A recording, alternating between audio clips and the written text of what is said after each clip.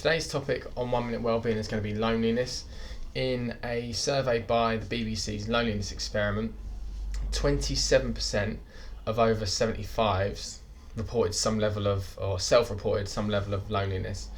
There's something kind of weirdly, not accepted but understood, that older people generally are going to experience some level of loneliness, whether that's due to partners having passed away or living on their own, etc. But what was interesting about this experiment was that actually 40% of 16 to 24 year olds reported levels of loneliness as well, like significant levels of loneliness. So actually higher than those over 75, which I think tends to be maybe a little more surprising. But loneliness is not just an old people problem, and I think that's what I'm trying to get across here, is that it's experienced by everyone across the board, particularly at the moment as well, given the circumstances of lockdowns, etc.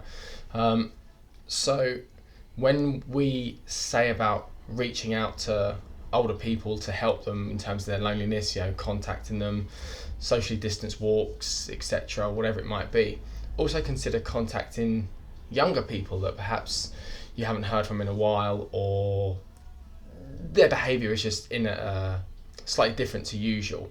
They are also possibly experiencing some level of loneliness as well. So consider that. If you're someone who is feeling lonely or is having difficulty with loneliness, it's slightly limited at the moment what we can do, but again, video calls, socially distanced walks, etc. When we eventually get to a point where we're out of this pandemic and back to some level of normality, then consider taking up hobbies or joining clubs that are related to hobbies you have. Interact with your friends and family as much as you can, seeing them more regularly, going out places, doing things like that. I think one of the big problems we have is that people are quite often, again, particularly at the moment, they're stuck behind mobile phones or social media, and it's not the best way of communicating. So consider reaching out to people, consider participating in hobbies.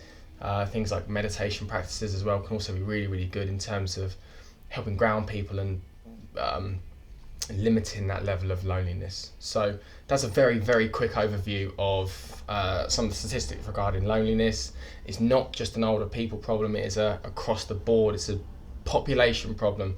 We at the moment are experiencing higher levels of loneliness than ever before. So consider reaching out to anyone you know.